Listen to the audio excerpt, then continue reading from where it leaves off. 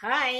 எல்லாரும் எப்படி இருக்கீங்க? என்ன பண்ணிக்கிட்டு இருக்கீங்க? மத்தியான சாப்பாடு முடிச்சிட்டீங்களா? வெயில் எல்லாம் எப்படி இருக்கு? அத முதல்ல சொல்லுங்க. முதல்ல அவங்க தேவையானது அவங்க சாப்பாட பத்தி கேட்கட்டும். நான் வெயில பத்தி கேட்டுக்கிறேன். வெயில் எப்படி இருக்குது? பயங்கரமா அடிக்குது இங்கே கேரளாவுல. இதுவரைக்கும் இந்த மாரி வெயில நான் பார்த்ததே இல்ல சாமியோ! ஆமா, வேக்கூரே வந்துருச்சு சாருக்கு. வேர்க்கூரே வந்துருச்சுங்க. அதுவும் ஆம்பளைக்கு தான் வரும் போல இருக்குங்க. புதருக்குலாம் வேர்க்கூரே வரைய மாட்டேங்குது. நான் வேர்த்து ஒழுகி இங்க வேர்க்குறதுக்கு வயநாட்டுக்கு வந்து 18 வருஷம் ஆச்சு. இதுவரைக்கும் இந்த மாரி ஒரு வெயிலும் கிடையாது. இந்த மாரி ஒரு வேக்கூர் வந்ததே கிடையாது எனக்கு. அப்படி இருந்தும் ஒரு வாரத்துல 1 நாள் மழை கிடைச்சுச்சுன்னா சரியா வந்துரும். ஆனா ம். வெயில்னு இவ்ளோ யோசிக்கிறோம்லங்க. எவ்ளோ வெயில் அடிச்சாலும் நம்ம போக வேண்டிய வேலைக்கெல்லாம் போயிருவோம். கடைக்கு போயிருவோம். எல்லா வேலைகளையும் நம்ம பார்த்துருவோம். ஆனா ஒரு துளி மழை பெஞ்சுச்சுன்னா, நம்ம கடைக்கு போன இடத்துல மழையில நனைஞ்சுக்கிட்டே போவோமா? ஆமா. கிடையாது. திடுதிடுன்னு ஓரமா ஒரு கடைய பார்த்து மாறி நிப்போம். அதே மாரி மழையில நனைஞ்சுக்கிட்டு நம்ம நெறைய வேலைகளும் பார்க்க மாட்டோம். புது மழை, சளி புடிச்சிரும். என்னமோ அப்படின்னு ஆயிருமா? நம்மளா மனசுல நெனச்சுக்குவோம். நெனச்சுக்குவோம். மழை சளி பிடிச்சிருமோ, ஜலதோஷம் 2 ஒண்ணு தானோ, எது பிடிச்சிருமோ, நனைஞ்சிருவோமோ அப்படின்ற பயத்திலேயே நம்ம எங்கேயும் போக மாட்டோம். காரணம் என்னன்னா, வெயில அதிகமா ஏத்துக்கக்கூடிய நமக்கு 2 துளி மழைய ஏத்துக்கிட்டு நடக்கக்கூடிய பக்குவம் வரல. காரணம் என்ன? பக்குவம் வரலன்னு இல்லம்மா. அப்பா எப்படி? ஆமா, மனசு தொடங்க வரல அப்படி மனசு சொல்லு. வரல. ஆமா, பக்குவம்லாம் வந்திருக்கும். மனசு வரல அவ்வளவுதான். நான் இப்படித்தாங்க பேச தெரியாம சிலது பேசுவேன். ம். கண்டுக்காதீங்க. என்ன? ஆமா. எங்க அம்மாவுக்கும் ஃபோன் போட்டோம்னாக்கும், "எம்மா என்னம்மா வெயிலு எப்படிம்மா போட்டுக்கிட்டு இருக்கு?" அப்படின்னு சொன்னாக்கா, "ஏன்டா என் வாய கிளறுற? நீ பாட்டுக்கு நான் பாட்டுக்கு வெயிலு நெறையான்னு சொல்லிப்புட்டேனாக்க, இத காரணம் காட்டி நீயும் உன் பொண்டாட்டி திருவிழாவுக்கு வராம போயிட்டீங்கன்னா, அதனால தான் நானு வெயில் இருந்தாலும் உன்கிட்ட சொல்றதே இல்லடா" அப்படின்னு சொல்லி அவங்க சொன்னாங்க. சொல்றாங்களோ இல்லையோ இப்ப நல்லா நல்லா சொல்லி என்னை இழுத்துட்டு போக பாக்குறாங்க. சரி இருக்கட்டும், இருக்கட்டும். என் புருஷன் வர்றது ஆசை. வராது உங்க விருப்பம். என்னங்க நம்ம என்ன நம்ம கட்டி இப்படி ஒரு தொட்டில கட்டி விட்டுட்டு இப்படி சைடுல தூக்கி உட்கார வச்சுக்கிட்டு வாமா வாமான்னு கூட்டிக்கிட்டா போக முடியும்? எப்படி சொல்றது? பெரியவனுக்கும் எனக்கும் ஊருனாலே கொஞ்சம் அலர்ஜி தான். சத்தியமா நாங்க உண்மைய சொல்றோம். நான் பிறந்த ஊரு தான் சிங்கமுனாரியெல்லாம். சிங்கமுனாரினாலே எனக்கு கொஞ்சம் அலர்ஜி ஆயிப்போச்சு. ஏன்னா வெயிலுக்கும், திருப்பி இங்க பிள்ளைங்க வர்றதுக்கும், இங்க வந்து பார்க்கும்போது இந்த நாய்கள எல்லாம் நெனச்சு பார்த்துக்கிட்டு ஊருக்கு போவே மனசு வராது.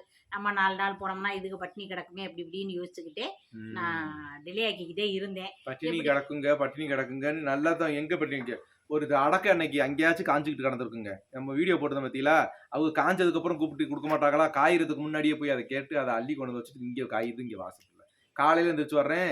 ஆளுக்கு இது வளர்க்குது ஒரு 8 அண்ணா. ஆளுக்கு ஒண்ணு வாயில கடிச்சுக்கிட்டு அங்கிட்டு பாட்டுக்கு போகுதுங்க. அத ஓடி போய் தேடி தேடி எடுத்துட்டு வர மாட்டேங்குது.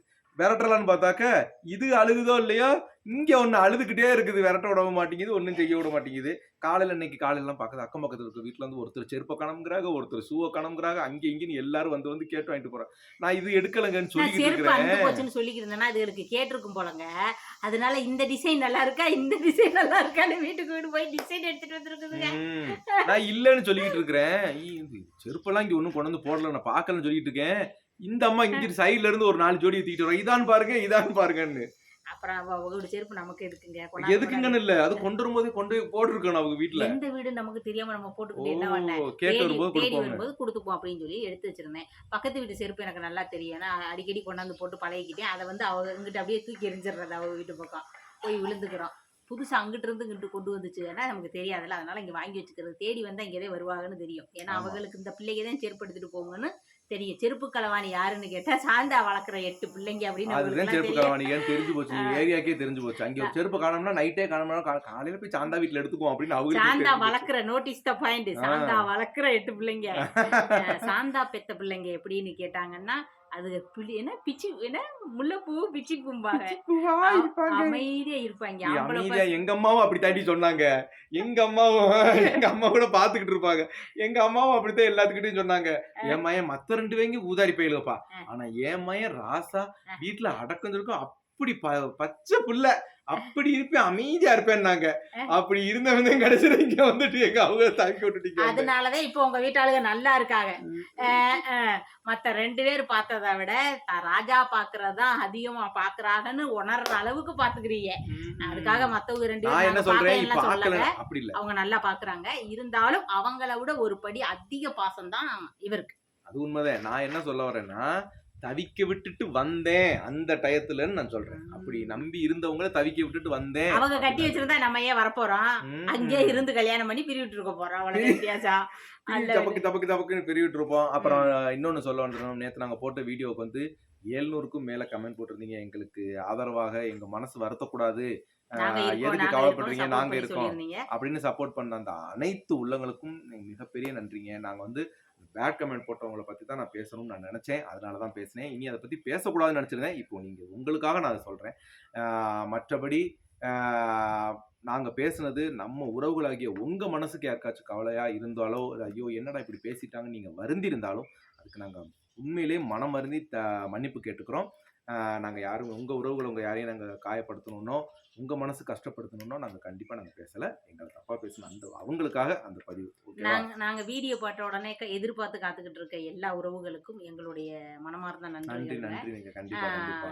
திருப்பி வேற என்னமோ சொல்லணும்னு நினைச்சிருந்தேன். ஒரு பேசியல ஞாபகம் வருங்க. அப்படியே அட் செகண்ட்ல அப்படியே ஆஃப் ஆயிடுவீங்க. ஆமா, இன்னைக்கு வியாபாரத்துக்கு போகல. இன்னைக்குன்னு இல்லங்க, இன்னி ஊருக்கு போயிட்டு வர வரைக்கும். ஆமா, ஊருக்கு போயிட்டு வர வரைக்கும் அப்படி, அதாவது ஊருக்கு போயிட்டு வர வரைக்கும் செட்டியார் நகழ்வாருன்னு சொன்னதோட இவங்க என்னடா ஜாதி பத்தி பேசுறாங்க அப்படின்னு நினைச்சிடாதீங்க.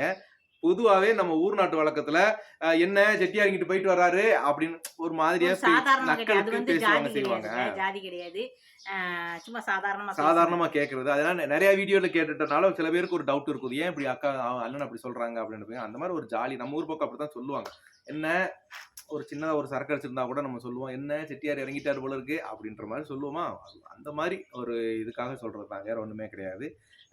அதுவும் இல்லாம நாங்க ஏதாவது இந்த யூடியூப் திறந்ததுல இருந்து நாங்க உங்களை எங்களுடைய அண்ணனாவும் தம்பியாவும் அக்காவாகவும் தங்கையாகவும் அம்மாவாகவும் பாட்டியாகவும் தாத்தாவாகவும் தான் நாங்க எல்லாரும் உங்க உறவாகத்தான் பார்த்துட்டு இருக்கோம். அதனால நாங்க சின்ன பிள்ளைங்க, நாங்க ஏதாச்சும் ரொம்ப சின்ன பிள்ளைங்க கிடையாது, இருந்தாலும் நாங்க ஏதாச்சும் ஒரு தப்பு தவறா நாங்க எங்களையும் அறியாமல் பண்ணியிருந்தாக்க அதை பொறுத்து அதை மன்னிச்சாரல வேண்டியது உங்களுடைய பொறுப்பு. அவ்வளவுதான். என்ன சந்தா இப்ப ஞாபகம் வந்துருச்சா? எதுவும் ஞாபகம் வரலையா?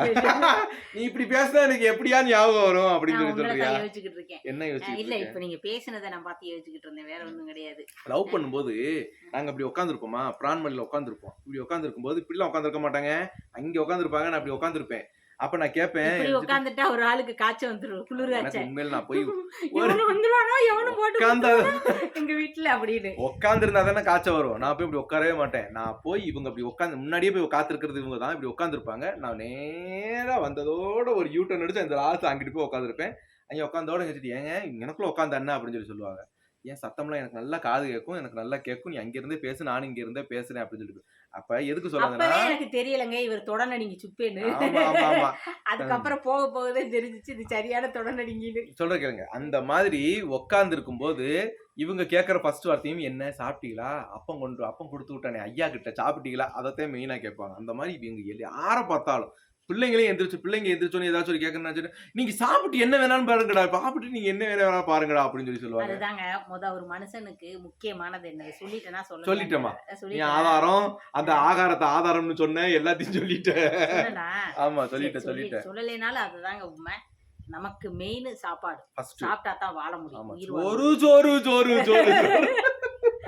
சொல்லுங்க, நம்ம என்ன எப்படி சொல்றது, டெய்லி வேலைக்கு போய் என்னதான் நம்ம உண்டாக்கி வச்சாலும் சொத்துக்களை நம்ம எடுத்து திங்க முடியாது. சோத்து தின்பண்டங்களை தான் நம்ம திங்க முடியும். நமக்கு சோறு முக்கியம், நீர் முக்கியம், காற்று முக்கியம். இது 3 இருந்தா தான் நம்ம வாழ முடியும். என்ன அதுதான் நமக்கு நிரந்தரம். போகும்போது வரும்போது ஒன்றும் கொண்டு வந்தது கிடையாது, போகும்போது ஒன்றும் கொண்டு போகிறது கிடையாது. இருக்கிற வரைக்கும் இந்த ஆடம்பர வாழ்க்கைக்காக நம்ம இப்படி அன்னன்னைக்கு போய் அலைஞ்சு தெரிஞ்சு பணம் உண்டாக்குறோம். பணமே கெதின்னு இருக்காமல் கொஞ்ச நேரம் பாசத்தையும் பகிர்ந்துக்குவோம். வீட்டுக்கார்ட்டையும் சரி, அக்கம் பக்கத்தில் இருக்கவங்கள்ட்டையும் சரி, பிள்ளைகள்கிட்டையும் சரி.